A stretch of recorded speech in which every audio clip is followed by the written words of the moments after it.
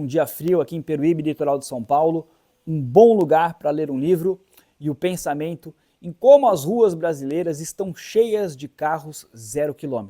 Está parecendo um desfile de automóveis, né? O salão de automóveis, carros muitas vezes caros, de 150, 200 mil reais, sendo que a economia vai de mal a pior e a média salarial aqui, né? Em média o brasileiro ele ganha muito pouco, é uma média baixa. Enfim, essa conta ela não está fechando. Nesse vídeo eu vou dar a minha opinião, lembrando que eu não sou o dono da verdade, fique à vontade também de contrariar, opinar, a seção de comentários aqui está aberta. Bom, vamos lá. Primeiro a gente precisa entender que hoje o sistema está permitindo isso, né? Ou seja, antigamente entrar num financiamento era algo mais complicado, né? Muitas exigências, documentação, comprovação salarial. Hoje em dia não, você entra numa loja, uma das primeiras coisas que o vendedor te pergunta é quanto que você tem de entrada e qual parcela cabe no seu bolso, né? Ou seja, ele já supõe que você não tem o valor à vista, afinal os preços realmente estão abusivos. Traduzindo, né, qual parcela do seu salário eu posso tomar para mim todos os meses? Bom, aí vai lá o João, o Severino, o Luiz, né, que juntou muitas vezes ali 30, 40 mil reais a vida inteira e dá tudo o que ele tem sem pensar no amanhã de entrada para comprar um veículo de valor muito superior. Com parcelas ali, né, ele pagando ali de forma apertada, muitas vezes deixando prioridades de lado, se enforcando para comprar aquele carro.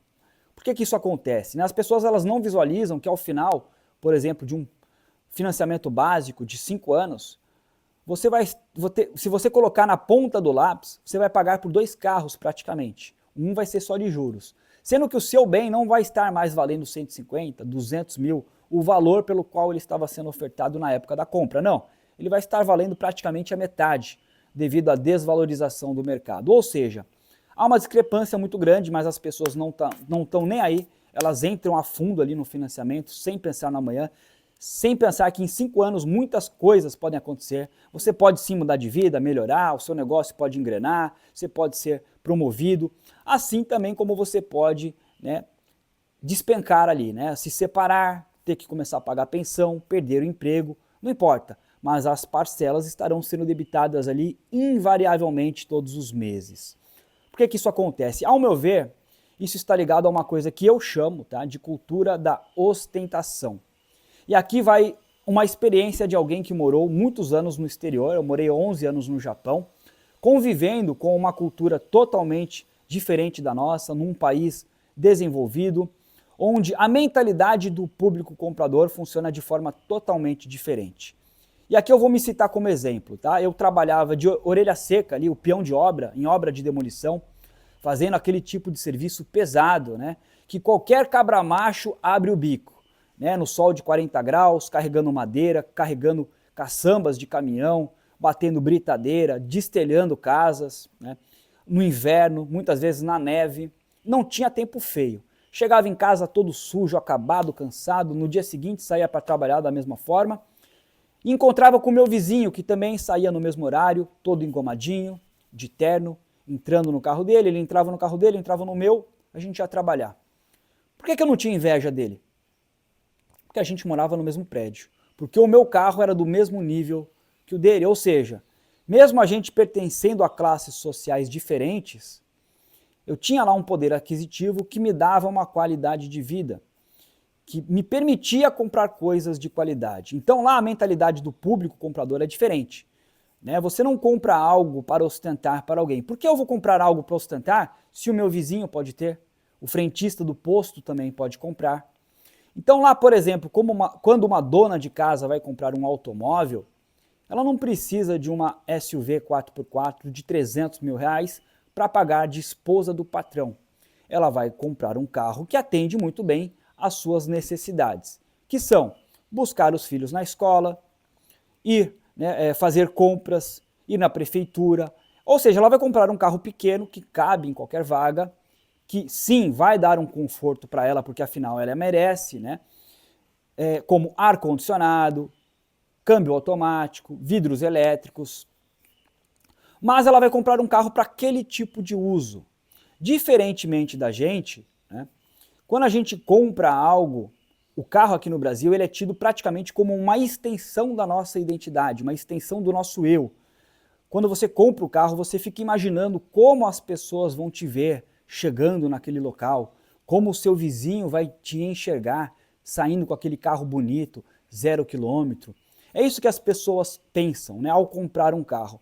A maior prova disso são as propagandas automotivas nacionais, que ao meu ver são ridículas.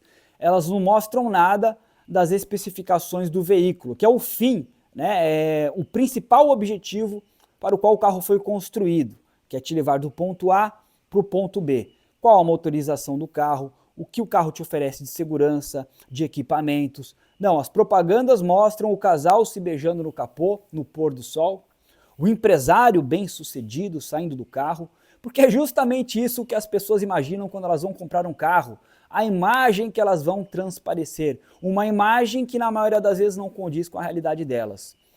E aí você vai culpar quem? Né?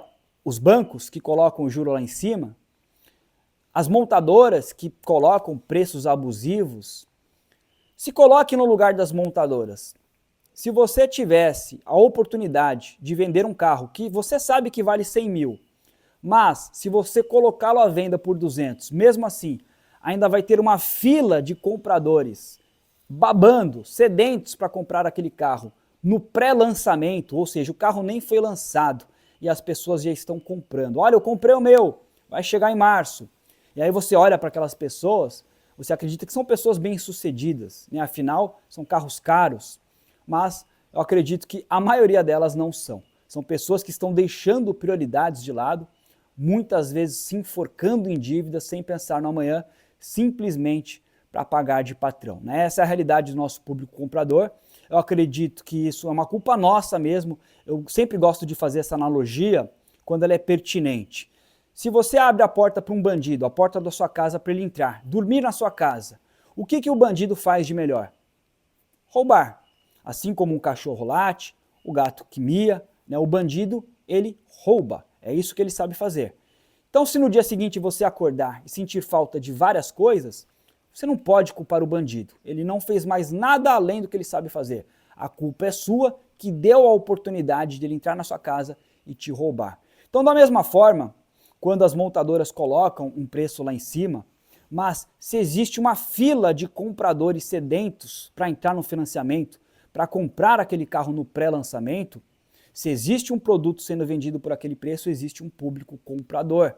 Então a culpa é nossa. Quando você vê o seu vizinho saindo da garagem, ele de carro zero importado, dá aquela pinta de inveja e você decide também que aquele carro que até ontem te servia, não te serve mais, você passa a enxergá-lo ali com uma outra visão, né, um carro ultrapassado, e você decide que também vai entrar no financiamento, custe o que custar, só para não ficar para trás, você faz parte disso. Né? Então, como eu sempre falo, as pessoas falam que o carro aqui no Brasil é caro devido ao imposto. Porém, eu tenho uma outra visão. Eu acredito que se as pessoas parassem de comprar carros a partir de hoje, por exemplo, eu tenho um carro aqui, ano 2011, 2012, velho, mas que me atende muito bem. O carro não me dá dor de cabeça, ele cumpre a função que é me levar do ponto A para o ponto B, numa boa. Eu não tenho por que eu mudar de carro. Eu não preciso de um carro novo, um carro 0 km. Para quê? Muitas vezes eu vou comprar um carro 0 km que vale 3, 4 vezes mais que o meu, que não vai oferecer o que o meu carro oferece. Então assim, não tem sentido. Se as pessoas tivessem essa conscientização, né, comprar ali mais no racional, né, as montadoras iam ser obrigadas a baixar o preço. Uma montadora não consegue ficar um mês sem vender carros, né? Então, imagina se essas montadoras começam a sair do país, porque se não há um público comprador, elas vão ser obrigadas a fazer isso. O governo seria obrigado a baixar o imposto, sim, né? Porque isso gira muito dinheiro aqui no país, né? Eles seriam obrigados a baixar o imposto como uma forma de incentivo para as montadoras voltarem. Tá? Então isso é uma questão de mentalidade, ao meu ver. Se existe um produto sendo vendido é porque existe sim um público comprador. Bom, pessoal, é isso. Coloque aqui nos comentários o que você pensa a respeito disso. Aqui no meu canal eu tenho vários conteúdos automotivos. Se inscreva se você gosta desse tipo de conteúdo. Aquele abraço. Fui.